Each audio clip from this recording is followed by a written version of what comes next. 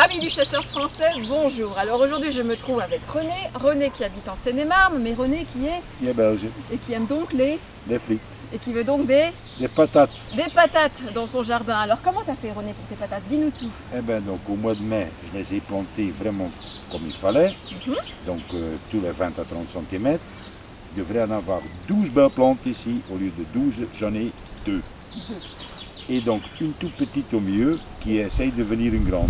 Et c'est tout. Et tu enrages, hein? Et ça m'embête énormément. Alors si René enrage, c'est parce que, regardez ces belles pommes de terre, il ne les a pas cultivées et récoltées au potager, mais bien ici, au milieu des dahlias, des roses trémières, des glaïeuls. Et en fait là, ce sont des pommes de terre issues des pelures qu'il y avait à cet endroit-là, puisqu'on a utilisé du compost, des branchages et des déchets de tonte de gazon pour garnir en fait cet espace vide entre le muret et le terrain.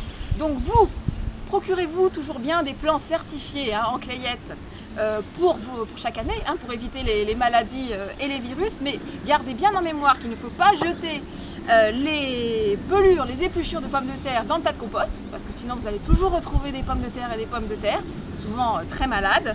Et deuxième morale de l'histoire, eh bien c'est les pommes de terre poussent très bien dans une terre très très riche, faite de déchets de tonte de gazon et de compost. Voilà, c'était le conseil du jour. À bientôt.